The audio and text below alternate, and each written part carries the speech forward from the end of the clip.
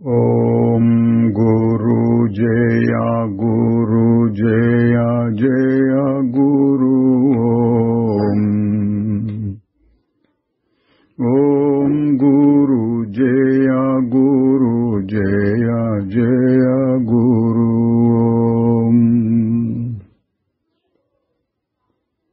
ఓం గురు జయ గురు జయ జయ గురు ఓం గురు జయ గురు జయ జయ గురు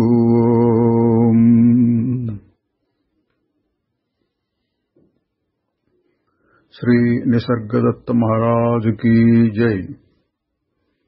నిసర్గదత్త బోధ 49వ భాగంలోనికి వస్తున్నాము.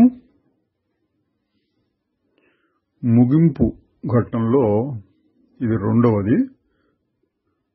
అంటే ముఖ్యమైన అంశాలని క్లుప్తంగా మళ్ళీ ఒకసారి చూస్తున్నాం. ఇప్పుడు మనస్సును గమనిస్తూ ఉండే సాధన ఇంతకుముందు కూడా చాలాసార్లు చెప్పారు, మళ్ళీ ఒకసారి చూద్దాం. వచ్చే ఆలోచనల్ని రాణిస్తూ గమనిస్తూ ఉండు. ఆ పరిశీలనయే మనస్సుని నిదానించేటట్లు చేస్తుంది. తర్వాత పూర్తిగా ఆగిపోతుంది. మనస్సు నిశ్చలమైనప్పుడు దాన్ని అట్లాగే ఉంచు. నీకు కలిగేటటువంటి ప్రశాంత స్థితితో విసుగు చెందకు, అందులోనే ఉండు. ఇంకా లోపలికెళ్తూ ఉండు, విసుగు చెందకు అన్నారు. తిరగటం అలవాటైన మనస్సుకి ఇది కూడానండి. ఎప్పుడైనా ఒకసారి ఆగి చూడు అన్నాం, ఆగింది, బాగుంది, ఇంకా ఎంతసేపు ఏదో వచ్చేస్తుంది కొత్త ఆలోచన. ఎందుకు? అట్లా అలవాటైంది. దానికి చెబుతున్నారు, నిశ్చల స్థితితోటి విసుగు చెందకు, ఉండగలిగినంతసేపు ఉండు. మొదలు పెట్టడానికి నన్ను నమ్ము అంటే గురువుని నమ్ము. అందువల్ల మొదటి అడుగు వేయటానికి కావలసినంత జ్ఞానం నీకు కలుగుతుంది. తరువాత నీకు కలిగిన అనుభవాల వల్ల నీవు అంతకుముందు ఏర్పరచుకున్న విశ్వాసం, నమ్మకం సరైనదే అని నీకే తెలుస్తుంది. జీవితంలో ఏ విషయంలోనైనా సరే నమ్మకం ఉండక తప్పదు. చిన్న చిన్న విషయాలు నేర్చుకోవాలన్నా ఎవరినో అడిగి ఆహా అని నేర్చుకోవాల్సి వస్తుంది. తర్వాత అది నిజమని తేలితే నమ్మకం గట్టిపడుతుంది, లేకపోతే యాభై లేదు అని వదిలేసుకోవచ్చు. అదేవిధంగా ఇది కూడా చేయి, ముందు నమ్ము, మొదలుపెట్టు అన్నారు. నీ చుట్టూ ఉన్న ఎన్నెన్నో విషయాల్ని, నీలో జరుగుతున్న ఎన్నెన్నో అనుభవాల్ని నువ్వు ఆలోచించకుండానే నిజం అని నమ్మేస్తున్నావు. ప్రశ్నించడం మొదలుపెట్టు. బాగా నాకు తెలుసు అనుకున్న విషయాలే బాగా అనుమానించతగినవి. నిన్ను నువ్వు ఏం ప్రశ్నలు వేసుకోవాలి? నేను నిజంగా పుట్టానా? నేను నిజంగా ఫలానా వాడినేనా? అసలు నేను ఉంటున్నాను అని నాకు ఎడ తెలుస్తుంది? నా తల్లిదండ్రులు ఎవరు? వాళ్ళు నన్ను కన్నారా, లేక నేనే వాళ్ళని సృష్టించానా? నా గురించి వాళ్ళు వీళ్ళు చెప్పేదంతా నేను నమ్మాలా? అసలు నేనెవరిని? ఈ విధంగా మనకు బాగా తెలుసులే అనుకున్న విషయాలను కూడా ప్రశ్నించుకుంటూ ఉండు అన్నారండి. ఇది ప్రశ్నించే పద్ధతి. ఒకటేమో ఇట్లా ఇట్లా ఇట్లా నమ్మి అట్లా అనుకోవటం, ఒకటేమో ఇది కాదు కాదు కాదు అనుకుంటాం, ఇదేమో ప్రశ్నించడం, విచారణ. ఇదొక పద్ధతి. అంటే ఇవన్నీ ఇన్ని పద్ధతులు ఉన్నాయని కాదని, అన్ని ఒకటే. చెప్పేటప్పుడు ఒక్కొక్కరికి ఒక్కొక్కటి నచ్చుతుంది కాబట్టి అన్ని రకాలుగా చెప్తున్నారు, ఒకేదాన్ని రకరకాలుగా చెప్పటం. నీవు నాటక రంగంలోని సన్నివేశాల్ని దూరంగా కూర్చుని చూస్తూ ఉన్నట్లుగా ఈ ప్రపంచాన్ని పరిశీలిస్తూ ఉండు. ఆ నాటకాన్ని ఆస్వాదించవచ్చును కూడా, అనుభవిస్తూ సంతోషిస్తూ కూడా ఉండవచ్చు. కానీ యథార్థంగా నీలో మార్పు రావటం లేదు. కాసేపు ఆ నాటకంలోని సన్నివేశాలను బట్టి ఈ భావాలు కలుగుతూ ఉండొచ్చు, నవరసాలు అంటారు, అవన్నీ కలుగుతూ ఉండొచ్చు మనకి. కానీ అయిపోయిన తర్వాత అబ్బాయి ఏం లేదు అనుకుని వెళ్ళిపోతావు. తరువాత ఒక ఆయన అడిగాడు, నేను చేయవలసిన పనులు ఎన్నో ఉన్నాయి, నేను నా మనసున్నట్టు నిశ్చలంగా పెట్టి ఎట్లా కూర్చోగలను అంటే మహారాజు గారు అన్నారు, అదంతా నేను కర్తను అనే మిథ్యాభావం వల్ల కలుగుతోంది. నిజానికి పనులన్నీ జరుగుతున్నాయి, నీ చేత కాదు. నీకు కావలసినవన్నీ అవే వస్తున్నాయి, జరుగుతున్నాయి, నీ చేత కాదు. ఇది భగవద్గీతలో చెప్తారు చాలాసార్లు, మళ్ళీ మళ్ళీ వచ్చిన భావం అకర్త భావం. తరువాత మహారాజు గారు విశ్వాసం అనే దాని గురించి కూడా చాలాసార్లు చెప్పారు. నిజానికి జ్ఞానయోగం అనే దాంట్లో విశ్వాసానికి మరీ ఎక్కువ విలువ లేదు. విశ్వాసం అంటే శ్రద్ధ ఉండాలి గురు శాస్త్రముల మీద. కానీ అది మాత్రమే కాదు, వాటితో పాటు నీ స్వంత విచారణ, ఆ తర్వాత అనుభవము, ఇవన్నీ కలిపి నువ్వు ఒక నిర్ధారణకు వస్తావు. అట్లాగే మహారాజు గారు కూడా విచారణ గురించి చెప్పారు, శ్రద్ధను గురించి కూడా చెప్పారు. ఇప్పుడు చెప్తున్నారు, నువ్వు గనక నన్ను నమ్మేటట్లయితే నువ్వు శుద్ధ చైతన్యానివి, అనంత రూపుడివి, ఆ విధంగానే ఉండు, హాయిగా ఉండు. నీకంత నమ్మకం కలగలేదనుకో, లోనికి వెళ్ళు, అంటే నీ లోపలికి, నీ లోనికి వెళ్ళు, నేనెవరు అని విచారించడం మొదలుపెట్టు. నీ మనస్సంతా దాని మీదనే నిలిపి ఉంచు అని రెండు చెప్పారండి. విశ్వాసం కలిగిందా, నమ్ము, అయిపోయింది. నేను నా గురువుని నమ్మి అట్లా ఉండిపోయినాను. అట్లా లేదా నువ్వే స్వయంగా మొదలుపెట్టు, విచారణ చేసుకో, అదేనా మంచిదే అంటున్నారు. సాధారణ సాధకులకి మనం చెప్పుకోవాల్సిన మాట ఏంటంటే, మహారాజు గారు చెప్పినా, మహర్షి గారు చెప్పినా, లేక ఇతర శాస్త్రాలు యోగ వాసిష్టం మొదలైనవి చెప్పినా రెండు ఉండాలి. కాస్త విశ్వాసంతో మొదలు పెట్టాలి, సొంత విచారణ కూడా ఉండాలి. అనుభవం కలిగినప్పుడు అన్ని సమన్వయం అవుతాయి. నేను చెప్పేదంతా యథార్థం, కానీ నీకో అదంతా చాదస్తంలాగా, సిద్ధాంతంలాగా అనిపిస్తుంది. అది నిజం అని నీకు ఎడ తెలుస్తుంది?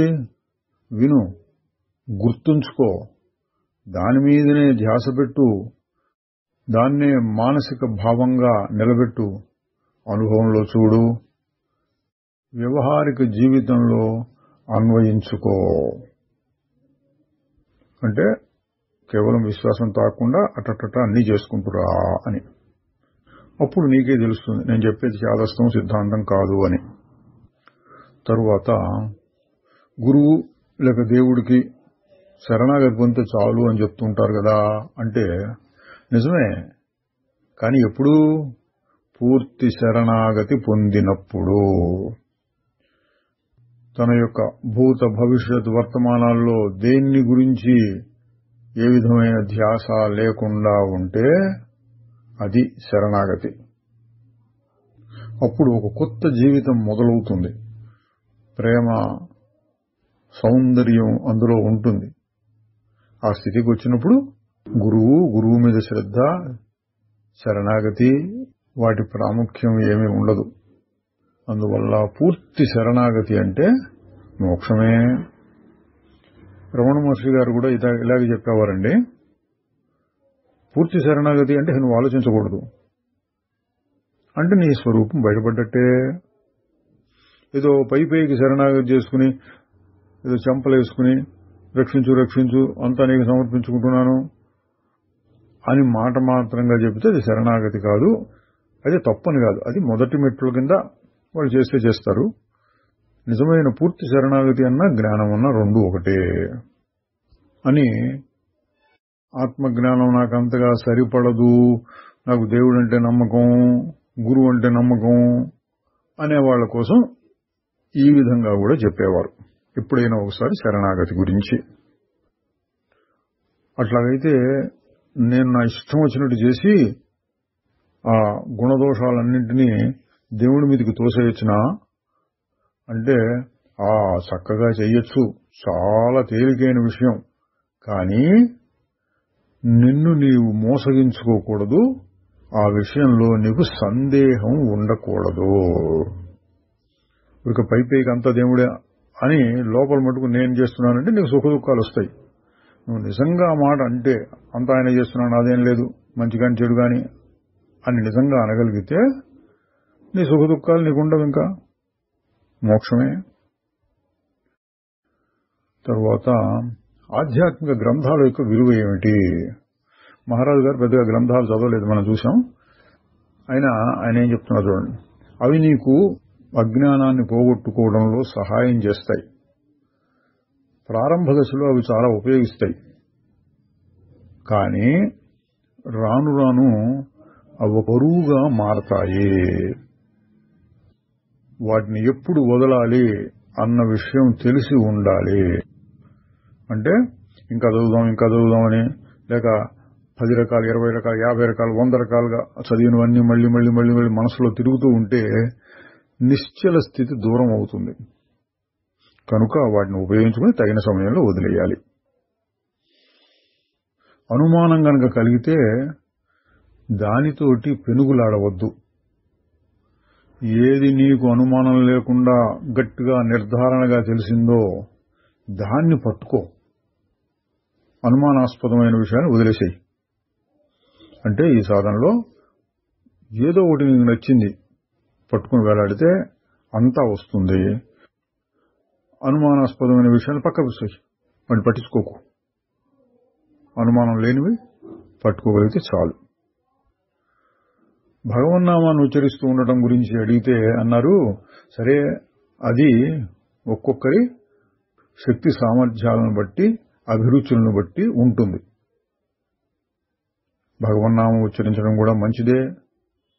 నాకు సాక్షాత్కారం ఏమీ అవసరం లేదు, నాకు దేవుడే కావాలి అనుకుంటే ఆ విధంగా చేయడం కూడా మంచిదే అని ఆ విధమైన సాధన కూడా ఎప్పుడో ఒకసారి చెప్పేవారు. పూర్తి ఏకాంతం ఏమైనా ఉపయోగిస్తుందా అంటే అది కూడా నీ సామర్థ్యాన్ని బట్టి ఉంటుంది. నీవు ఇతరులతో కలిసి ఇతరుల కోసం పనిచేయవచ్చు, అందరితో స్నేహంగా ఉండవచ్చు. అయినా అంతరంగంలో ఏకాంతాన్ని పెంచుకుంటూ ఉండొచ్చు. కేవలం ఏకాంతం అంటే ఎవ్వరూ లేకుండా ఒంటరిగా కూర్చొని ఉండటం నిన్ను మొద్దులాగా, మందకుడిగా తయారు చేస్తుంది. దానికంటే నలుగురితో కలిసి ఉండి లోన ఏకాంతాన్ని అభ్యసించడమే మెరుగు. చాలా మందికి సరిపోయే మాట అండి. ఒంటరిగా కూర్చుంటే ఇంకా ముద్దులాగా తయారవుతారు. కొంతమందికి అది ఉపయోగిస్తే ఉపయోగించవచ్చు, దాన్ని కాదంటం లేదు. ప్రారంభ దశలో ఉన్నప్పుడు కొన్ని రకాల ధ్యానాలు, ప్రార్థనలు మొదలైనవి ఉపయోగించవచ్చు. కానీ సత్యం కోసం తీవ్రంగా కోరేటటువంటి సాధకుడికి ఒకే ఒక్క ధ్యానం ఉన్నది. అది ఏమంటే ఏ ఆలోచనని రానీయకుండా చేసుకోవటం. అంతరంగ వృత్తుల నుండి స్వేచ్ఛను పొందటమే ధ్యానము. తరువాత లోన జరిగే సాధనలు అంటే విచారణ, ధ్యానం మొదలైన వాటికి ఒక ముఖ్యమైన అడ్డంకి విసుగు. సాధకులు విసుగు చెంది ఆపేస్తూ ఉంటారు అని ప్రశ్న వేశారండి. మహారాజు గారు అన్నారు, అవును, అది తమోగుణం. ఈ తమో రజో గుణాలని సత్వగుణాన్ని పెంచుకోవటం ద్వారా తగ్గించుకోవచ్చు. అంటే సాధనకు కూడా రావడానికి ముందు స్థితి అన్నమాట. సత్వగుణాన్ని పెంచుకోవాలి. తరువాత దేవుడు, గురువు, శ్రద్ధ మొదలైన వాటి గురించి చెప్తూ తన స్వానుభవాన్ని కూడా చాలాసార్లు చెప్పేవారు. అంటున్నారు, నేను నా గురువుని బాగా నమ్మాను. అట్లా నమ్మటం ఎందుకో జరిగింది. చూడండి, ఇక్కడ నమ్మకం అనే దానికి ఒక సాధన లేదు. ఎందుకో నమ్మకం కలిగింది. విచారణకి ఒక పద్ధతి అంటూ ఉంటుంది, చేయొచ్చు. ఏదైనా బాహ్యంగా ఏదైనా పని చేయాలంటే ఒక పద్ధతి ప్రకారం చేసుకుంటూ వెళ్ళొచ్చు. నా గురువు మీద నాకు నమ్మకం కలిగింది. ఎందుకు? ఏమో కలిగింది అన్నారు. ఎట్లాగో కలిగింది. ఆయన్ను నమ్మి ఆయన చెప్పినట్లుగా ఆచరించి నేను త్వరలోనే ఆత్మానుభవాన్ని పొందాను. శిష్యులు అయిన వాళ్ళు గురువు వచనాల నుండి నేర్చుకోలేకపోతే తప్పులు చేస్తారు. క్రమంగా ఆ తప్పుల నుండే వారు పాఠాలను నేర్చుకుంటారు. అయితే అదంతా చాలా సమయం పట్టేటటువంటి ప్రక్రియ. అసలు మనిషిలో నిజమైన మార్పు ఎందుకు వస్తుంది అని అడిగితే, మార్పు రావాలి అనే విషయాన్ని స్పష్టంగా అర్థం చేసుకుంటే మార్పు వస్తుంది. అంటే ఇది కూడా ఒక విధమైన జ్ఞానం అన్నమాట. మార్పు రావాలని గట్టిగా స్పష్టంగా అర్థమైతే అదే వస్తుంది. తర్వాత గురువు నీ నుండి ఒకటే కోరుకుంటాడు. ఏంటి? స్పష్టంగా, తీవ్రంగా సత్పదార్థం కోసం కోరిక ఉండాలి. నీపైన నీకు బాధ్యత ఉండాలి. అంతా గురువే చూసుకుంటాడని వదిలేసి పెట్టడం కాదు, నీ బాధ్యత కూడా ఉండాలి. చెప్పినట్టు చేయాలి. నువ్వు నీ గురువును ఎల్లప్పుడూ నీ హృదయంలో ఉంచుకుని ఆయన చెప్పిన ఆదేశాలని గుర్తుంచుకుంటూ ఉండు. అదే సత్పదార్థంలో నిలకడగా ఉండటం. ఆయనకు దగ్గరగా ఉండటం అనేది అంత ముఖ్యం కాదు. నీ జీవితం అంతా ఆ విశ్వాసాన్ని ప్రకటించడంలోనే ఉంచుకో. నీ గురువుని ప్రేమిస్తూ ఉండు. అదే నిజంగా గురువులో నిలబడి ఉండటం. అంటే చాలా మంది చెప్తారు, నేను గురువు గారి దగ్గర ఉన్నాను, గురువు గారి ఆశ్రమంలో ఉన్నాను, ఆయన సేవలు చేస్తూ ఉంటాను. ఇటువంటివి కూడా కొన్ని సాధనలు చెప్పుకుంటూ ఉంటారు. మంచివే. ఆ సందర్భంలో మహారాజు గారు చెప్పేది ఏంటంటే, దగ్గరగా ఉండి ఏదో చేయాలి, ఆ కర్మకాండవాదం కాదు. చెప్పిన మాటల్ని మనస్సులో నిలుపుకోవాలి. అప్పుడు దూరం దగ్గర అనే మాట ఉండదు.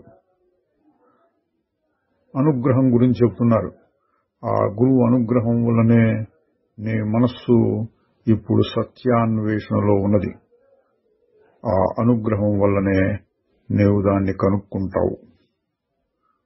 అంటే ఒక మనిషికి ఆత్మను తెలుసుకోవాలి అనే కోరిక వచ్చిందనుకోండి, ఎక్కడి నుంచి వచ్చింది ఆ కోరిక? అంటే అది అనుగ్రహం. తాను స్వయంగా కల్పించుకున్నది కాదు. ఎందుకో వచ్చింది, అది అనుగ్రహం అంటున్నారు. బాహ్యంగా ఒక గురువు దగ్గర ఉండి నిన్ను నడిపించకపోయినా లోన సద్గురువు ఎల్లప్పుడూ ఉండనే ఉంటాడు. నిన్ను ప్రేరేపిస్తూ ఉంటాడు. నీకు మార్గాన్ని చూపిస్తూ ఉంటాడు. లోనుండే. లోపల బయట అనే మాటలు శరీరాన్ని ఆధారంగా చేసుకుని పుట్టినవి. నిజానికి అంతా ఒకటే. లోపలున్నది బయట ఉన్నది అంతా ఒకటే గురువు. శ్రద్ధ అనే విషయాన్ని గురించి కూడా చాలాసార్లు చెప్పేవారు. దాన్ని మనం కనుక్కోవాలంటే శ్రద్ధతోనే కుదురుతుంది.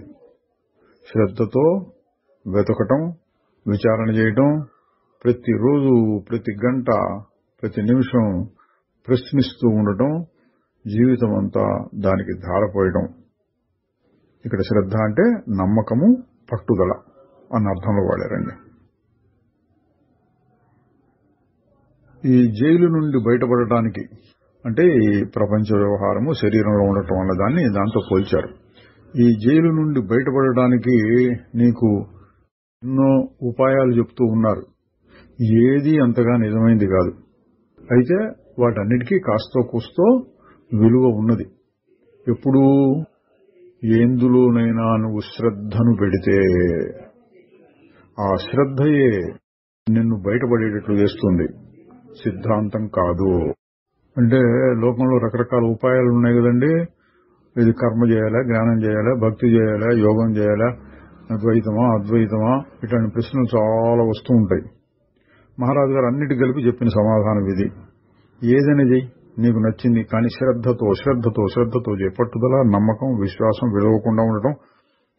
అట్లా చేస్తే ఏ మార్గమైనా సరే నిన్ను కడతేరుస్తుంది. అవి అంతగా సరైన మార్గాలు కాకపోయినా సరైన మార్గాన్ని తిప్పి తీసుకొస్తాయి. అందుకే చెప్తున్నా, నీకు నచ్చినదేదో నువ్వు ఎన్నుకోవచ్చు. నీ శ్రద్ధే నీకు అభివృద్ధిని కలిగిస్తుంది. నీవు గనక నిజమైన శ్రద్ధతో ఉంటే నీకు కలిగే ప్రతి అనుభవాన్ని, నీకు వచ్చే ప్రతి సన్నివేశాన్ని, జీవితంలో ప్రతి క్షణాన్ని అందుకోసమే ఉపయోగిస్తావు. ఉదాహరణకు కష్టం వచ్చిందనుకో, దేవుడే నాకు ఈ కష్టాన్ని పెట్టాడు అనుకోవాలి, నాకు కష్టం కలిగింది అనుకోకుండా. అట్లా ప్రతి క్షణాన్ని, ప్రతి సన్నివేశాన్ని, ప్రతి సంఘటనని ఆత్మానుభవం లేక దైవము ఏదో ఒకటి మీ ఎవరికైతే నచ్చితే అది దాంతో కలుపుకుంటూ ఉంటే అభివృద్ధి కలుగుతుంది అన్నారు.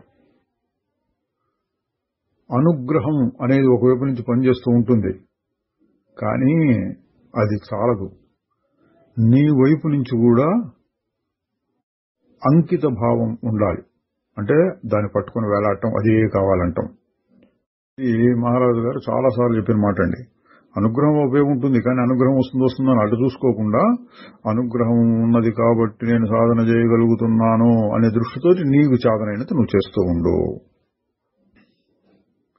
నీకు సిద్ధి కలగడానికి 1000 సంవత్సరాలు పట్టొచ్చు. అయితే ఏమిటి, అసలు నిజానికి సమయంతో సంబంధించింది కాదు.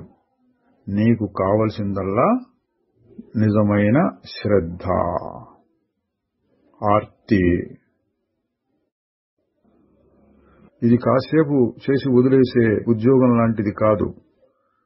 అంటే ఆత్మజ్ఞానం అనేది మహారాజు గారు చాలాసార్లు చెప్పారు, ప్రతి క్షణం దాని గురించే పెట్టుకుంటూ ఉండాలి మనసులో. ఇది కేవలం మనసుతో చేసేది కాబట్టి బాహ్యంలో ఎట్లా ఉన్నా సరే మనసులో దాని మీదే పెడుతూ ఉండొచ్చు. ఒకవేళ ఎప్పుడు మర్చిపోయినా మళ్ళీ గుర్తురాగానే దాని మీద పెడుతూ ఉండొచ్చు అని చాలాసార్లు చెప్పారు. కాసేపు చేసి వదిలేసేటటువంటి ఉంటాయి, పార్ట్ టైం జాబ్ అంటాడు ఇంగ్లీష్లో. పొద్దున్నే రోజు 1 గంట సేపు పూజ చేసుకుంటాను అన్నా అనుకోండి, పూజ చేసుకున్న తర్వాత మర్చిపోతాడు.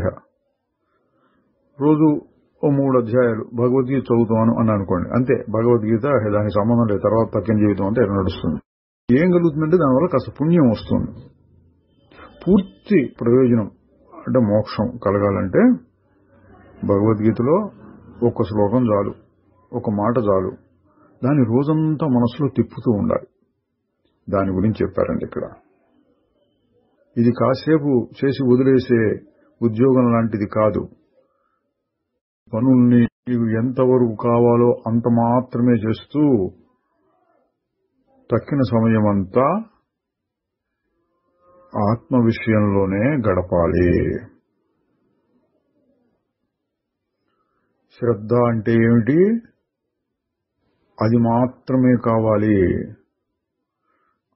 ఏమీ అవసరం లేదు అన్నట్లుగా ఒకే దాన్ని పట్టుకుని పాకులాడటమే శ్రద్ధ, ఆర్తి. తరువాత మనస్సును గురించి కూడా చాలాసార్లు వచ్చింది. మనస్సు అనేది ఇంతకుముందు చెప్పారు, అటు ఆత్మ ఇటు శరీరము ప్రపంచం మధ్యలో ఉంటుంది. మనస్సు బహిర్ముఖం అయితే అంటే శరీరము ప్రపంచం వైపు తిరిగితే బంధం. అంతర్ముఖమై ఆత్మను చూడటానికి ప్రయత్నం చేస్తూ ఉంటే మోక్షానికి దారితీస్తుంది. నిజమైన ప్రపంచం మనస్సు దృష్టికి అందేది కాదు. మనం చూచేదల్లా మనస్సు ద్వారా సృష్టించినటువంటి కోరికలు, వాటి ద్వారా ప్రపంచాన్ని చూడటం. అందులో సుఖదుఖాలు, మంచి చెడులు, లోపల బయట అనే తేడాలు ఇవన్నీ కనపడుతూ ఉంటాయి. ప్రపంచం, అసలైన ప్రపంచం ఉన్నది ఉన్నట్టుగా చూడాలంటే ఈ మనఃకల్పితమైన గజిబిజి నుండి బయటపడాలి. తిరుగుతూ ఉండటం మనస్సుకు స్వభావం. మరి నువ్వు చేయగలిగిందల్లా ఏమంటే నీ దృష్టిని, ఏకాగ్రతని దానికి అతీతమైన దాని మీద పెట్టాలి. అంటే మనస్సుని ఆత్మవైపుకు మరలించాలి. ప్రపంచాన్ని ఆలోచించకుండా దాన్ని ఆలోచిస్తూ ఉంటే ఇది తగ్గిపోతుంది. జడంగా ఉన్నా, చాంచల్యం ఆరాటంతో ఉన్నా అదంతా మనస్సే కదా, నీకేం కాదు. నీకెందుకు ఇంకా భయం? ప్రపంచాన్ని చూపించేటటువంటి అద్దం అంటే ఇక్కడ మనస్సు అని. అదే నీ ముఖాన్ని చూపించేది కూడా అవుతుంది. నేనెవరు అన్న భావమే ఆ అద్దాన్ని శుద్ధం చేయడానికి ఉపయోగించే బట్ట కింద వాడుకో. అంటే నేనెవరు అంటుంటే మనస్సు శుద్ధపడి నీ ముఖం నీకు అంటే ఆత్మప్రకాశం కనపడుతుంది. మనస్సుని దాటిపోవటం అంటే ఏంటి అని అడిగితే మహారాజు గారు చక్కగా చెప్పారు. నువ్వు శరీరాన్ని దాటిపోతున్నావు తెలుసా నీకు? ఎట్లాగంటే ఒకసారి తినేసినాక ఎట్లా జీర్ణమవుతుందో నీకు తెలియదు, నెత్తురు ఎట్లా ప్రవహిస్తుందో తెలియదు, మలినాలు ఎలా విసర్జించబడతాయో నీకు తెలియదు. అవన్నీ వాటంతట జరుగుతున్నాయి. అదేవిధంగా మనస్సు కూడా నువ్వు ప్రత్యేకంగా దాని మీద దృష్టి పెట్టకపోయినా దానంతటి పనిచేయటమే మనస్సుకు అతీతంగా వెళ్ళటము. అంటే పెద్దగా ఆలోచించకుండానే ఏదో వస్తుంది, ఆ నిర్ణయం ప్రకారం పని జరిగిపోతూ ఉంటుంది. తాను ఆలోచించినట్లు అనిపించదు. అటువంటి స్థితియే మనస్సును దాటెళ్ళటం. మనస్సును సాక్షిగా గమనిస్తూ ఉంటే అందులో ఏమి ఇబ్బంది లేదు. ఆలోచనలు వస్తుంటాయి, సాక్షి ఉంటుంది. సమస్య అల్లా చూడబడే వాటి మీద ఆసక్తి ఎక్కువగా ఉండటం. అందువల్ల చూడబడే వాటితో అంటే శరీరము, ప్రపంచంతో తాదాత్మ్యం చెందటం. ఏది కనపడుతుందో అది నిజం అనుకోవటం. ప్రపంచంలో ఏ సంఘటన నిలబడేది కాదు. కానీ కొన్ని సంఘటనలు మనస్సును శుద్ధం చేయడానికి ఉపయోగిస్తాయి. లోతుగా తనను తాను చూసుకోవడం, అందరినీ ప్రేమించే మనస్తత్వం, ఇటువంటివి మనస్సును శుద్ధం చేస్తాయి. కోరికలు, భయాలు, అసూయ, ద్వేషము, కోపము, గుడ్డి నమ్మకాలు, పాండిత్య గర్వము ఇవన్నీ మనస్సుని మలినపరుస్తూ ఉంటాయి. మనస్సును శుద్ధం చేయటం మొదలా లేక ఆత్మజ్ఞానం మొదలా అని అడిగారండి. ఇది కూడా ఒక చిక్కు ప్రశ్న. చిత్తశుద్ధి ఉంటే గాని ఆత్మజ్ఞానం కలగదు, ఆత్మజ్ఞానం కలిగితే గాని చిత్తశుద్ధి కాదు. ఎట్లాగూ అంటే మహారాజు గారు చెప్తున్నారు, ఆత్మానుభవమే మొదట్లో రావాలి. మనస్సు తనంతట తాను తనకు తాను వేరైపోదు. అది ఒకసారి బద్దలవ్వాలి. అంటే ఆత్మజ్ఞానం పొందితే ఇక ప్రపంచం మీద దృష్టి సన్నగిల్లిపోయి అప్పుడు మనస్సుని వదిలేసినట్లే అయిపోతుంది. దాని గురించి ఆలోచించకుండానే వదిలినట్టు అయిపోతుంది ఆత్మజ్ఞానం కలిగితే అని. అయితే కొన్ని సమయాల్లో ముందు శుద్ధం చేయాలి అని చెప్పిన కూడా ఉన్నాయి సందర్భాలు. రెండింటిని కలుపుకొని చూసుకోవాలి మనం. యోగ వాసిష్టంలో దీనికి చెప్తారు, రెండు కలిపి అభ్యాసం చేయి. వైరాగ్యము అభ్యాసము, వైరాగ్యము జ్ఞానాభ్యాసము రెండింటినీ కలుపుకుంటూ పో. భగవద్గీతలో కూడా వస్తుంది, అభ్యాసేనతు కౌంతేయ వైరాగ్యేన చ గృహ్యతే. అభ్యాసం వైరాగ్యం రెండింటిని కలుపుకుంటూ చేయాలి. తరువాత ఈ మనస్సును దాటి దాని మూలాన్ని చేరుకోవాలి అనేటటువంటి కోరిక చాలా అరుదుగా, చాలా కొద్ది మందిలోనే కనిపిస్తూ ఉంటుంది. అంటే అది అంత సహజం కాదా అంటే మహారాజు గారు చెప్పారు, సముద్రంలో అలలు పైన ఎగిసిపడుతున్నట్టుగా ఉంటాయి, కానీ వాటి అడుగున ఉండేటటువంటి నీరు అదే సహజం, అలలు సహజం కాదు. అట్లాగే మనస్సుకి మొదట్లో బయటికి వెళుతూ ఉండటం సహజం,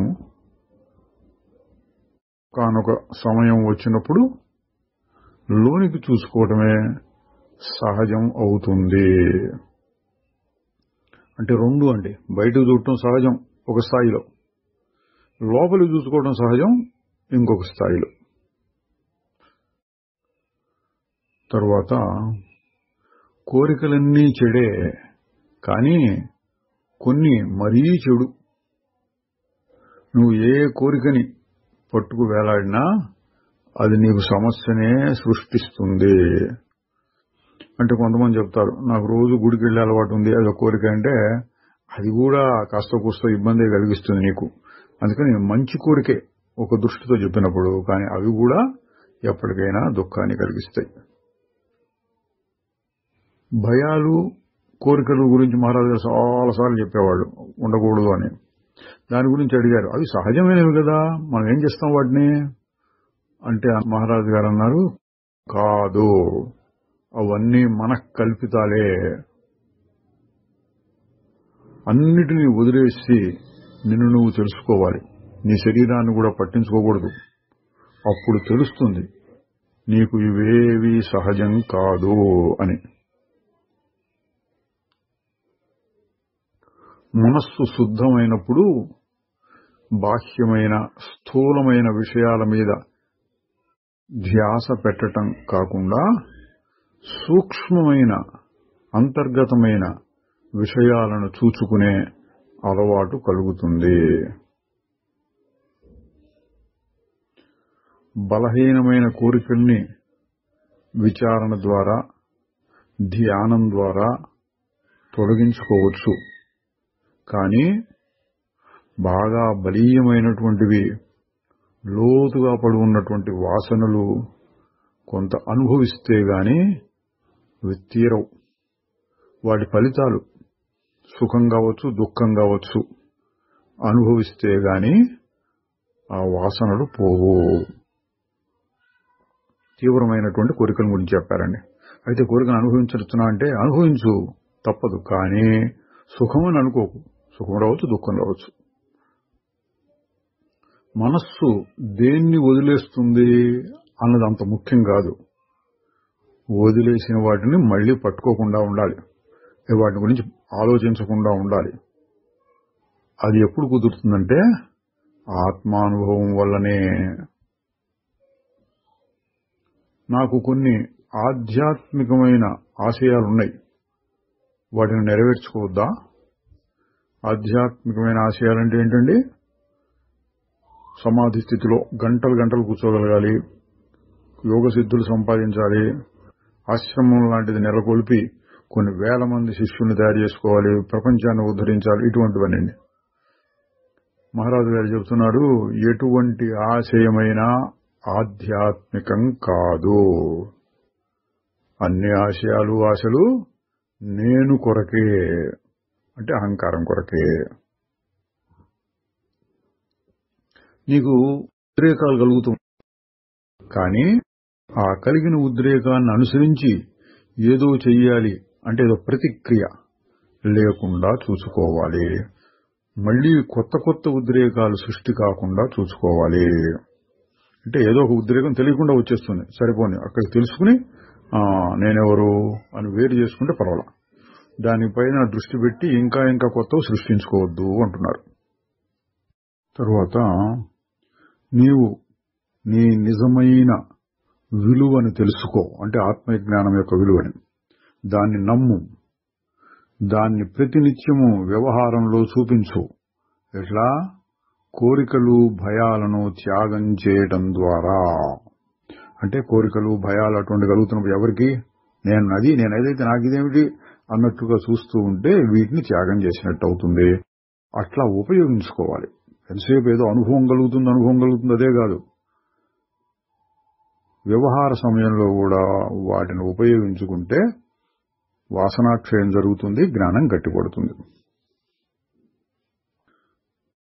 నీ మనస్సును తెలుసుకోవడానికి మనస్సును ఉపయోగించుకోవడం సరి అయిన పద్ధతే. మనస్సును దాటి వెళ్ళటానికి అది ఉపయోగిస్తుంది. అది మనస్సే. నేనెవరు ప్రశ్నించుకుంటే మొదట్లో కనబడేదంతా మనస్సే. నేనెవరు, ఇది కాదు కదా, అది కాదు కదా అంటూ ఉంటే ఆ మనస్సు నుంచి ఒక జంప్ చేసి గోడ దూకి అవతలకి వెళ్ళినట్టుగా మనస్సును దాటి వెళ్ళటానికి ఉపయోగిస్తుంది. మొదట్లో మనస్సుతోటే విచారణ చేయాలి. వ్యక్తి చైతన్యంలో పడి బతుకుతున్నంత వరకు సుఖ దుఃఖాలు తప్పవు. ఆ అహంకారం వ్యక్తి స్థాయిలో వాటిని తీసివేయలేవు. సుఖదుఖాన్ని తప్పించుకోవడానికి వ్యక్తి చైతన్యాన్ని దాటి వెళ్ళాలి. ఈ ప్రపంచం ఏమిటి అంటే వేదాంతంలో మాయా, మిథ్య, స్వప్నం వంటిది ఇట్లాంటి మాటలు వాడుతుంటాం. మహారాజు గారు కూడా అటువంటి స్థాయిలోనే చెప్తారు. ప్రపంచమా ఉంటుంది, కానీ ఒక క్షణమే. మరి చాలా కాలం ఎప్పటి నుంచో ఉంటుంది, శాశ్వతంగా ఉంటుంది అని అనిపించడం ఎందుకంటే నీ జ్ఞాపకాల వలన. నిన్న జరిగింది అంటే నిన్న కూడా ప్రపంచం ఉన్నది, 10 రోజుల నాడు జరిగింది అంటే 10 రోజుల నాడు ప్రపంచం ఉంది, ఈ ప్రపంచం మారట్లేదు అన్నట్లు నీకు అనిపిస్తుంది జ్ఞాపకాల వలన. తన సంగతి చెబుతున్నారు. నేను జ్ఞాపకాల మీద ఆధారపడి ఉండను, ప్రపంచం ఉన్నదాన్ని ఉన్నట్లుగా చూస్తాను. అప్పుడేమనిపిస్తుంది? క్షణికమైన దృశ్యం వస్తోంది, పోతోంది. ఈ ప్రపంచంలో ఉండే నాకు పరిపూర్ణత లభించదా అంతరంగంలోనూ బయట కూడా అని అడిగారు ఒక ఆయన. అంతరంగంలో కుదురుతుంది, బాహ్యంగానూ కుదరదు. అది ఎన్నో పరిస్థితుల మీద ఆధారపడి ఉంటుంది. శరీరం యొక్క స్థితి, వ్యక్తిగతమైన, సాంఘికమైన, ఇంకా ఇతర ఎన్నో పరిస్థితుల మీద ఆధారపడి ఉంటుంది. ఉదాహరణకి మంచి ఆరోగ్యం కావాలి అని అనుకోండి, 100 రూపాయలు ఎవరికి ఉండదు. తోకుస్తూ అనారోగ్యం అప్పుడప్పుడు వస్తూ ఉంటుంది, చిన్న పెద్ద ఉంటూనే ఉంటాయి. 100% ఎవరికి ఉండదు. అట్లాగే సర్వభూతముల ఎడ దయ అన్నారనుకోండి, ప్రేమ. మనం ఏం చేయగలుగుతాం? మన ప్రేమని మన ఇంట్లో వాళ్ళ మీద చూపించవచ్చు, మన బంధువుల మీద, స్నేహితుల మీద కొద్దిగా చూపించవచ్చు. మహారాజు గారు కూడా ఒకసారి అన్నారు, ప్రపంచంలో ఎంతో మంది బాధపడుతున్నారండి అంటే వాళ్ళ కోసం నువ్వు ఒక్క పూటైనా భోజనం మానుకున్నావా అన్నారు. మనం చూపించలేము. ఎంతో మంది భోజనం లేక బాధపడేవాడు ఉండొచ్చు, కానీ ప్రపంచం మొత్తానికి మనం సహాయం చేయలేం. ఒకవేళ మనుషులకు చేసినా ఇంకా జంతువులు, పక్షులు ఎన్నో ఉంటూనే ఉంటాయి. అందువల్ల ప్రేమలో పరిపూర్ణత అనేది బాహ్యంలో చూపించడం కష్టం. అట్లాగే గొప్ప పాండిత్యం కావాలి నాకు అంటాం. చదివి ఎంత చదివినా దానికి అంతం ఉండదు. దేశ సేవ చేయాలి అంటాం. ఏం చేయగలుగుతాం? మహా చేస్తే మన ఊళ్ళో వాళ్ళకి చేస్తాం, అక్కడక్కడ మన వాళ్ళు ఎవరైనా ఉంటే వాళ్ళకి చేయొచ్చు. దేశం మొత్తానికి, ప్రపంచం మొత్తానికి ఏం సేవ చేస్తాం మనం? ఇట్లా ఉంటుందండి. అందువలన ఇటువంటి లక్షణాలు, పరిపూర్ణత అనేటువంటిది మానసికంగా మనం సంపాదించుకోవచ్చు, బాహ్యంలో పరిపూర్ణత కుదరదు. అట్లాంటి వదిలేయమని కాదు, కుదిరినంత వరకు చెయ్యొచ్చు. ఈ ప్రపంచం నిజము అని ఎందుకు అనిపిస్తోందంటే ఎప్పుడు చూసినా దాని గురించే ఆలోచిస్తున్నావు కాబట్టి. ఆలోచించడం మానేయి, అదంతా మంచులాగా కరిగిపోతుంది. ఏదో కారణం లేకపోతే సుఖం ఎట్లా వస్తుంది అని నువ్వు అనుకుంటున్నావు, కానీ దేని మీదనైనా ఆధారపడితే అది సుఖం కాదు, దుఃఖమే అవుతుంది. ఆనందం అంటే శుద్ధమైన ఆనందం ఆత్మ నుండియే వస్తుంది. అంటే తన సహజ స్వభావమే అది. నిజమైన ఆనందం కోసం ఆత్మజ్ఞానం తప్ప మరేమీ అవసరం లేదు. పరిస్థితి ఎలా ఉన్నా సరే నీవు దాన్ని అంగీకరిస్తే అది సుఖమే. అంగీకరించడం అంటే ఆ ఉండని నాకేమైంది అనుకోవటం, వచ్చింది కానీ అన్నట్టు చూస్తూ ఉంటే మంచిదే. నువ్వు దాన్ని అంగీకరించలేకపోతే అంటే మానసికంగా సరే అని సరిపెట్టుకోలేకపోతే, భౌతికంగా వచ్చేది వస్తుంది పోయేది పోతుంది, మానసికంగా నువ్వు సర్దుబాటు చేసుకోలేకపోతే అది బాధ కలిగిస్తుంది. ఇక్కడ అంగీకరించడం అంటే జ్ఞానాన్ని ఉపయోగించి వస్తోంది పోతోంది నాకు అంటటం లేదు అనే జ్ఞానమే, అదే ముఖ్యమైనటువంటిది. ఆ విధంగా అంగీకరించకపోతే అది నీకు దుఃఖాన్నే తెస్తుంది. జ్ఞాపకాలను గురించి చెబుతూ ఒక ఆయన అడిగాడు, ఈ ఆత్మజ్ఞానం కూడా జ్ఞాపకాల మీద ఆధారపడిందే కదా అంటే మహారాజు గారు చెప్పారు, కింది స్థాయి జ్ఞానం జ్ఞాపకాల మీదే ఆధారపడుతుంది. అంటే గురువు గారు చెప్పిన మాటలు వాటిని గుర్తుపెట్టుకోవడం ఇదంతా జ్ఞాపకాలే. పై స్థాయి జ్ఞానం అంటే స్వచ్ఛమైన శుద్ధమైన సత్పదార్థం, అది జ్ఞాపకం కాదు, మనిషి సహజ స్వరూపము. అటు ఆగితే వస్తుంది, నిద్రపోయినప్పుడు మన సహజ స్వరూపం వచ్చింది, నిద్రను గుర్తు చేసుకోకర్లా మనం. ఆగినప్పుడు ఉండేటువంటి స్థితి గుర్తు తెచ్చుకోవడం కాదు, సహజంగా ఉంటుంది. ఆత్మను మర్చిపోతే ప్రపంచాన్ని చూస్తావు, ప్రపంచాన్ని మరవగలిగితే ఆత్మ కనపడుతుంది. అసలు ప్రపంచం అంటే ఏంటి? అన్ని జ్ఞాపకాల సమూహమే. నువ్వు ఇప్పుడు జ్ఞాపకాల మీద ఆధారపడే ఈ జీవనం సాగిస్తున్నావు. నేను నిన్ను అడిగేదల్లా ఒకటే, పాత జ్ఞాపకాల స్థానంలో నేను చెప్తూ ఉన్న కొత్త విషయాలను గుర్తుంచుకో. అంటే ఏంటండి, నువ్వు శుద్ధమైన ఆత్మవు, మనసు కంటే వేరు, సాక్షివి, ఈ ప్రపంచం క్షణికం వస్తూ పోతూ ఉంటుంది, ఇటువంటి విషయాల్ని జ్ఞాపకం పెట్టుకో. ప్రపంచం నిజం, అందులో ఇది కావాలి ఇది వద్దు, అందులో సుఖం ఉంది దుఃఖం ఉంది, ఏదో దాని మీద ఆధారపడాలి, సుఖం కోసం ప్రయత్నం చేయాలి, అటువంటి జ్ఞాపకాన్ని తీసేయి. మనస్సును జయించాలి అనుకుని దాంతో పెనుగులాడకు, దాన్ని పట్టించుకోవడం ఆపే, నిర్లక్ష్యం చేయి. నువ్వు దాన్ని పట్టించుకోకుండా ఉంటే అది నిదానిస్తుంది, అది పనిచేసే విధానం అంతా నీకు బాగా అర్థమవుతుంది, అప్పుడు దాన్ని దాటగలుగుతావు. జ్ఞానం కలిగిన తర్వాత ప్రపంచం ఉంటుందా పోతుందా, జ్ఞానికి అది ఎట్లా కనిపిస్తుంది, ఇట్లాంటి విషయాలు చాలాసార్లు అడుగుతూ ఉంటారు. మహారాజు గారు వాటిని గురించి కూడా చెప్పారు. జ్ఞాని దృష్టికి ఈ ప్రపంచం ఎట్లా ఉంటుందంటే, నేనే ప్రపంచం, ఈ ప్రపంచం అంతా నాదే అంటే అంత కనిపిస్తూ ఉంటుంది ఇంతకు ముందులాగా. కానీ మనస్సులో భావంలో మార్పు ఉంది. ఎట్లా, ఈ ఒక్కటే నేను అనుకోకుండా అంతా నేనే. ఎందుకు అంటే నా చైతన్యంలో కలిగేటటువంటి చలనం, అదే మనస్సు అనొచ్చు, అదే ప్రపంచం. లేదా ఏది నాది కాదు, నేను ఇది మాత్రమేను అనుకోవటం పోయి అంతా నేనే అన్న భావం కలుగుతుంది. అంతా నేనే అన్న భావం కూడా పోతుంది, నేను అన్న భావం మాత్రం వస్తుంది. అది కూడా పోయిన తర్వాత సత్పదార్థం ఊరక ఉంటుంది, అంటే ఏ భావం ఉండదు. దీని అర్థం ఏంటంటే, నేను శరీరం, అది అట్టడుగు స్థాయి. జ్ఞానికి అంతా నేను, ఇది చాలా ఉన్నతమైన స్థాయి. ఇంకా చూస్తే అసలు ప్రపంచం ఉన్నది, నేనున్నాను, అంతా నేను అనుకోవడం కూడా ఒక రకమైన మనస్సే కదా. అందుకే ఇంకా పై స్థాయికి వెళ్ళినప్పుడు నేను అన్న భావమే ఉంటుంది, ఇది అది ప్రపంచం ఏం ఉండదు. ఇంకా చూస్తే అసలు అది కూడా ఉండదు, నేను ఉన్నాను లేనని కూడా లేదు, అట ఏదో ఉంటుంది అంతే. ఇట్లా రకరకాల స్థాయిలు చెప్పారు. ప్రపంచంలో రకరకాలు కనపడొచ్చు, భిన్నత్వం ఉండొచ్చు, కానీ భేదం తోచకూడదు.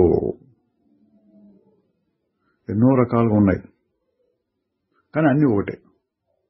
చెట్టు అన్నాం అనుకోండి, ఆకులు వేరు, పువ్వులు వేరు, కాయలు వేరు, కానీ చెట్టు అంటే అంతా ఒకటే. ఆ దృష్టితో చూడొచ్చు అంటున్నారు. నిన్ను నీవు శరీరంగా ఊహించుకున్నప్పుడు ఈ ప్రపంచమంతా ఎన్నో భౌతికమైన పదార్థాలతో కూడిందిగా కనిపిస్తుంది. నిన్ను నీవు ఒక చైతన్య కేంద్రంగా తలపోసినప్పుడు ఈ ప్రపంచమంతా మనస్సు అనే సముద్రం లాగా కనిపిస్తుంది. అంటే నువ్వు పై స్థాయికి వెళ్ళావు, అప్పుడు ప్రపంచం అంతా కలిపి ఒకటిగా అనిపించింది. ఇంకా పైకి వెళ్తే నిన్ను నీవు కేవల సత్పదార్థంగా తెలుసుకున్నప్పుడు ప్రపంచం అంతా నువ్వే అయిపోతావు. ఇక మనస్సు సముద్రం అదేం ఉండదు. ఇది రకరకాల స్థాయిలు చెప్పారు. మూలాన్ని అంటే మూలమైన చైతన్యాన్ని మూలంగా తెలుసుకుని ఈ ప్రపంచాన్ని కేవలం దృశ్యమాత్రంగా ఊరికే కనపడిపోయేదానిలాగా తెలుసుకోవడమే ఆత్మానుభవము. జ్ఞానికి కూడా నేను ఇది నేను అది అనే భావాలు కలుగుతూ ఉంటాయి.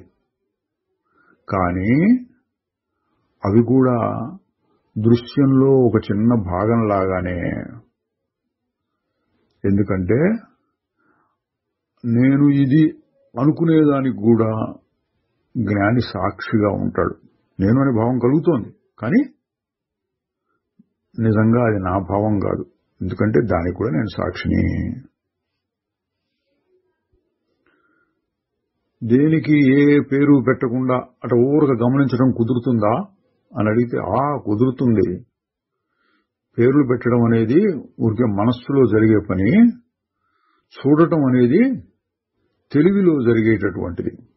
అంటే ఏదేదో జరుగుతుంది, జరిగిన తర్వాత దాని పేరు పెట్టడం అనేది తర్వాత వస్తుంది. అంటే మనం కాస్త జాగ్రత్తగా ఉంటే అటు ఊరకు చూచి ఆగిపోవచ్చు పేరు పెట్టకుండా. సుఖదుఖాల గురించి చెప్తూ బాధ, నొప్పి వాటికంటే ముందు నువ్వు ఉండినావు, అవి పోతాయి కాసేపు అయినాక. పోయిన తర్వాత కూడా నువ్వు ఉంటున్నావు. అందువలన బాధ అనేది తాత్కాలికంగా వచ్చిపోయేది. నువ్వు అట్లా కాదు, శాశ్వతం. ఇది కూడా చాలా ముఖ్యమైన విషయం అండి. మనకు ఎన్నోసార్లు సుఖదుఖాలు వస్తుంటాయి ప్రపంచంలో. సుఖాన్ని గురించి పట్టించుకో, అయ్యో నాకు సుఖం వచ్చింది అని బాధపడం, సుఖం వస్తే అనుభవిస్తుంటాం. దుఃఖం వచ్చినప్పుడు అయ్యో అయ్యో అనుకుంటాం. దానికి విరుగుడు ఏంటంటే ఇది. దుఃఖం వచ్చినప్పుడల్లా జ్ఞాన దృష్టితో చూస్తే వచ్చింది పోతుంది, అదే పోతుంది. ఎట్టపోతుంది? నిద్ర వచ్చినప్పుడు పోతుంది, వేరే ఏదో వ్యవహారం వచ్చినప్పుడు పోతుంది. అదేం పట్టించుకోకుండా అటు మత్తుగా ఉంటే పోతుంది. జ్ఞానాన్ని ఉపయోగిస్తే కూడా పోతుంది. జ్ఞానం ఉపయోగించడం అంటే వచ్చింది అదే పోతుంది, కాసేపు ఉంటే అదే పోతుంది అనుకోవటం. తరువాత జ్ఞానం కలిగిన వాడు బాహ్య కర్మల నుంచి వెనుదిరగాలి అనుకోడు. ఎందుకంటే కర్మలు చేయటంలోనే జ్ఞానానికి పరీక్ష కలుగుతుంది. ఇక్కడ కర్మ చేయడం అంటే కావాలని కోరికతో చేయడం కాదండి. కోరిక లేకుండా, అంటుకోకుండా, సంగం లేకుండా నేను కర్తను కాదు అన్న భావంతో చేస్తూ ఉండటం. అప్పుడు ఎంత జ్ఞానం ఉన్నది అని బయటపడుతుంది పనులు చేసేటప్పుడు అన్నారు. ఆధ్యాత్మిక జీవనంలో అభివృద్ధికి గుర్తులేమిటి? ఆందోళన లేకపోవడం, సాధారణంగా సరళంగా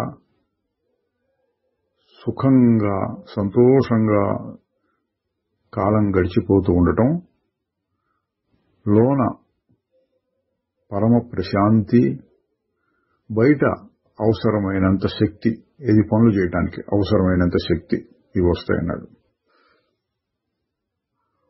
నీ జీవితాన్ని వచ్చింది వచ్చినట్లుగా స్వీకరిస్తూ గడుపు, కానీ జాగ్రత్తగా గమనిస్తూ అన్నీ వాటంతటవి జరగనిస్తూ, అంటే కల్పించుకోకుండా సహజమైనవి సహజంగా చేస్తూ, బాధలు సుఖాలు వచ్చినట్టు అనుభవిస్తూ చూస్తూ ఉండటం కూడా ఒక పద్ధతియే. చూడండి, కూర్చుని ఈ విచారణ చేస్తున్నాను, ఇట్లా ధ్యానం చేస్తున్నాను, అన్ని వదిలించుకుంటున్నాను, అటువంటి పద్ధతులు వచ్చినాయి. ఇంకొక పద్ధతి అని చెప్పారు, వ్యవహారంలో ఉండు, వచ్చింది వచ్చినట్టు అనుభవించు. ఇది కావాలని కోరకు, ఇది వద్దని అనుకోకు. వచ్చింది వచ్చినట్టుగా కోరుతూ ఉంటే అది కూడా ఒక సాధనయే. నీవు చేయవలసిన ధర్మాలను చేస్తూ ఉండు. పనులలో ఆసక్తి లేకుండా ఉంటే అది నీకు బంధాన్ని కలిగించదు. నీవు ఎన్నో రకాల పనులు ఎంతగానైనా చేస్తూ ఉండొచ్చు, కానీ లోపల స్వేచ్ఛగా ఏది అంటనట్లుగా ఉండాలి. ఈ ప్రపంచంలో పనిచేయడం కష్టమే, అయితే అనవసరమైన పనులను వదిలించుకోవడం ఇంకా కష్టం. అంటే అలవాటు పడి ఉంటారండి, అనవసరమైన తెలిసి కూడా చేస్తూ ఉంటారు మానుకోలేక. సాధారణమైన జీవితాన్ని గడుపుతూ ఉండు, కానీ అదే నీ లక్ష్యం కాకూడదు. నీ లక్ష్యం ఆత్మ. మరి పనులు సాధారణమైన పనులు సాధారణ విధంగా చేస్తూ ఉండు. నా ధర్మాన్ని నిర్వర్తించడమే మోక్షాన్ని ఇస్తుంది అనే దృష్టిని పెట్టుకోకు.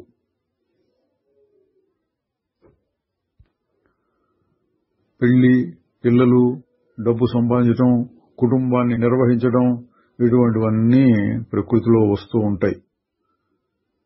ప్రారబ్ధ కర్మ తీరటం కోసం ఇటువంటివి ఎన్నో జరుగుతూ ఉంటాయి. వాటిని కాదు అనకుండా రాణిస్తూ ఉండు. వచ్చిందాన్ని వచ్చినట్టుగా ఎదుర్కొంటూ ఉండు. కానీ అన్నిటితోటి అసంగంగా, నిరభిమానంగా, సార్వజనికమైన ప్రేమతోటి ప్రతిఫలాన్ని ఆశించకుండా ఇస్తూ ఉండాలి. ఇదండి కర్మయోగము అని భగవద్గీతలో చెప్పింది. ఆ విధంగా చేసుకుంటూ ఉండు. అప్పుడు అది కూడా ఒక యోగము, ఆత్మజ్ఞానానికి దారితీస్తుంది.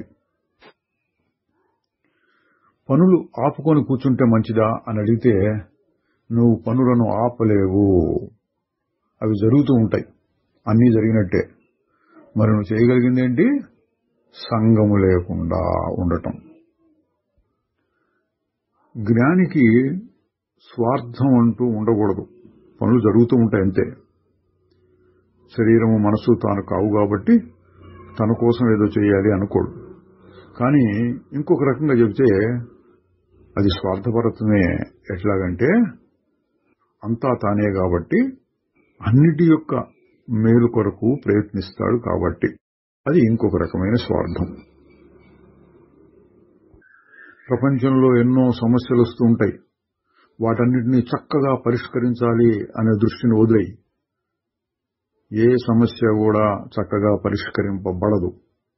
నువ్వు వాటి నుండి వేరయ్యి వాటి ప్రభావం నీ పైన పడకుండా ఉండేటట్లు చూసుకోవాలి. అన్నీ వాటంతరవే జరుగుతాయి అంటున్నారు, ఇంకా నేను దేనికి బాధపడాలి అంటే అదే నేను చెప్పేది. ఆందోళన నుంచి విడుదల పొందటమే అసలైన స్వేచ్ఛ. తరువాత మహారాజు గారి జ్ఞాన స్థితి, అది జీవన్ముక్తి అనొచ్చు. వారు ఏ విధంగా వ్యవహరించారు? మహారాజు గారు చెప్పారు, నేను అన్నిటితోటి అసంగంగా ఉంటాను. పోయేదాన్ని పోతున్నట్లుగా, వచ్చేదాన్ని వస్తున్నట్లుగా, ఇదంతా తెర మీద కదిలే బొమ్మల్లాగా చూస్తూ ఉంటాను. మీరు ఒకదాన్ని పట్టుకుని దాని వెంబడి పరిగెడతారు. మిమ్మల్ని మీరు చూసుకుంటున్నప్పుడు మీకు ఎట్లా అనిపిస్తుంది అని ప్రశ్న వేశారు ఆయన్ని. మహారాజు గారు చెప్పారు, అది సందర్భాన్ని బట్టి ఉంటుంది.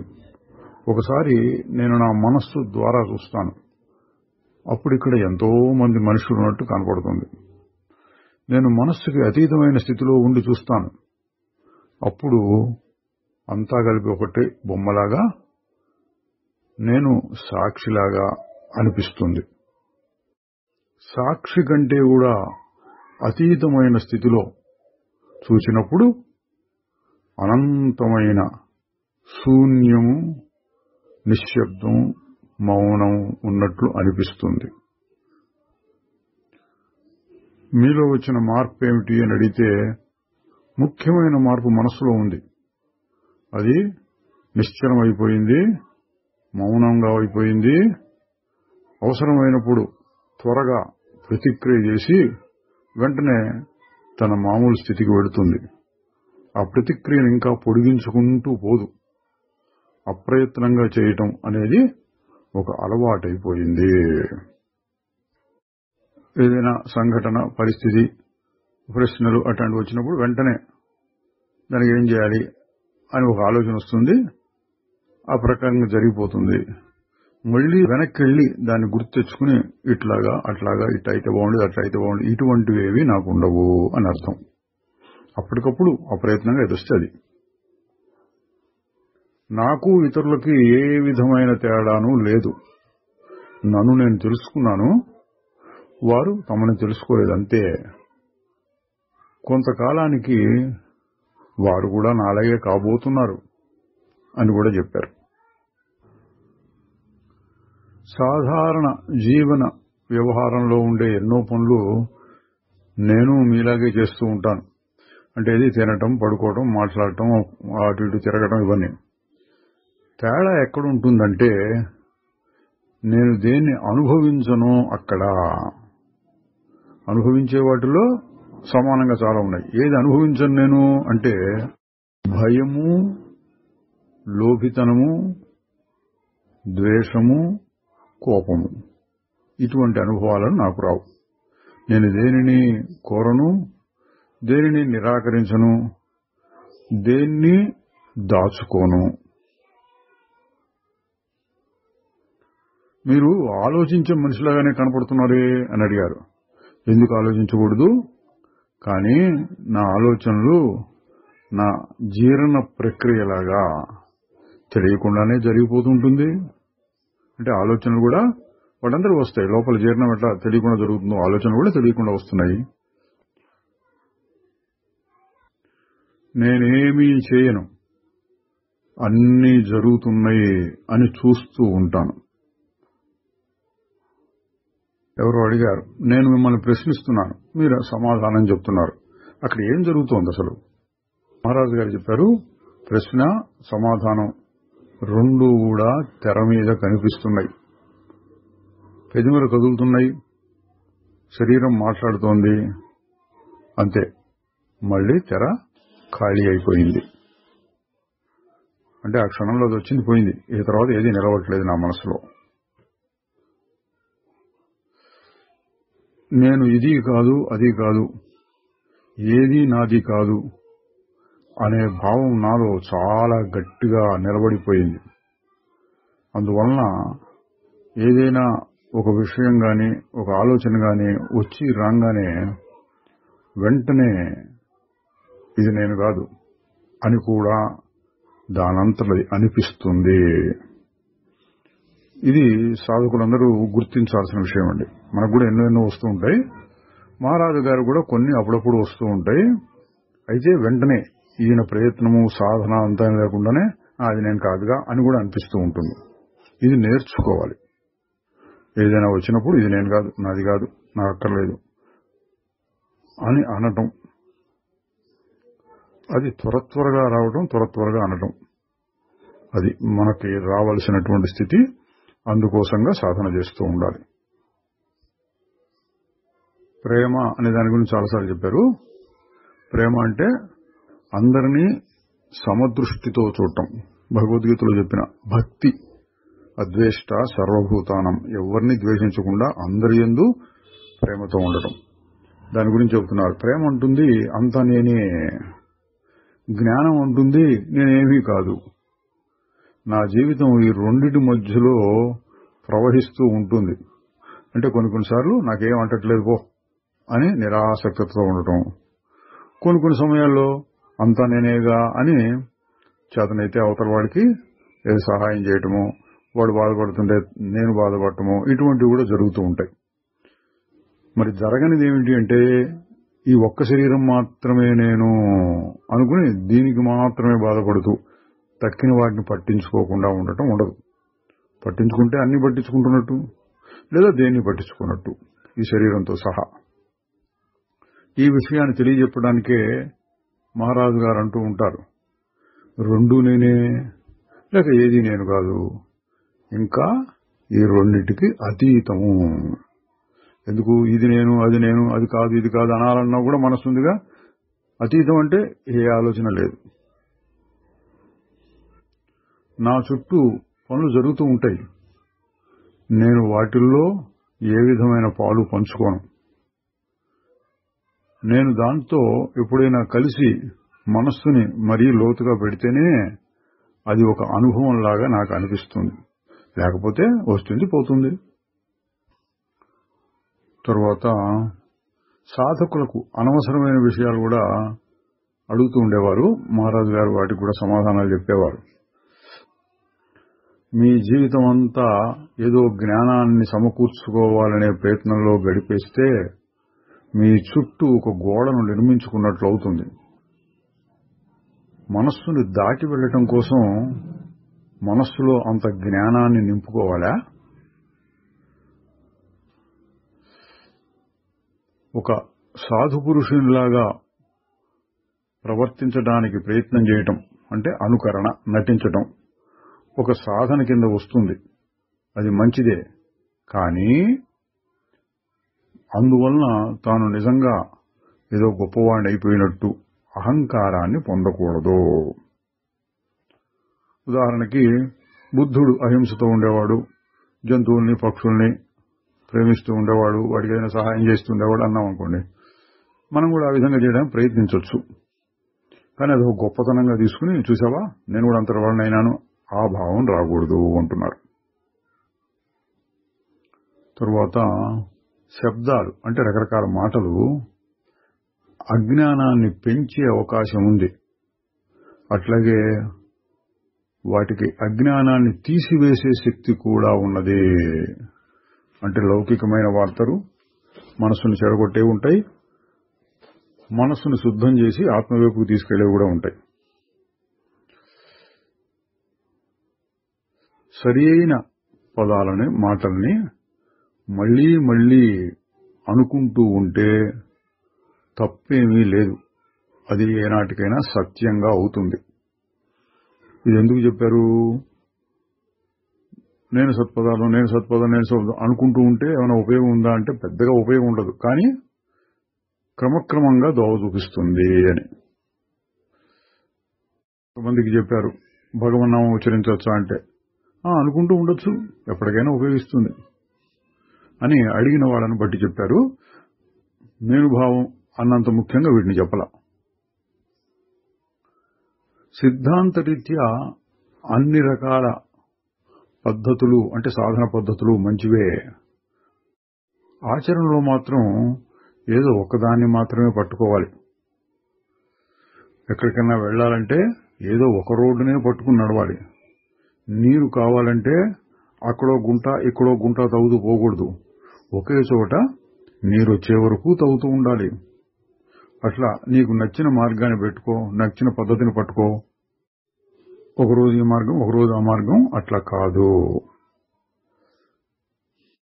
మాటలతో ఏదో ఒక ప్రకటన లాంటిది చేయటం అంటే నేను సత్పదార్థం, నేనే పరమాత్మని, నేను శుద్ధ చైతన్యాన్ని, ఇటువంటి మాటలు ప్రయోజనమేమీ ఉండదు. నువ్వు ఒక మంత్రాన్నో సూత్రాన్నో మళ్లీ మళ్లీ మళ్లీ అనుకుంటూ ఉండొచ్చు, కానీ దానివల్ల నీకు ప్రయోజనం రాకపోవచ్చు. అంటే అచ్చగా మాటను పట్టుకుని వేలాడద్దు. అయితే కొన్నిసార్లు సరే ఏదో ఒకటి మొదలుపెట్టు అయినా పర్లేదన్నారు. అదేంటంటే శ్రద్ధ ఏది కావాలో అది నీకు స్పష్టంగా మనసులో ఒక అభిప్రాయాన్ని ఏర్పరచుకుని అందుకోసంగా ఇచ్చేస్తున్నాను అని చేస్తూ ఉంటే ఏ పద్ధతిలో అయినా ముందుకు సాగుతావు.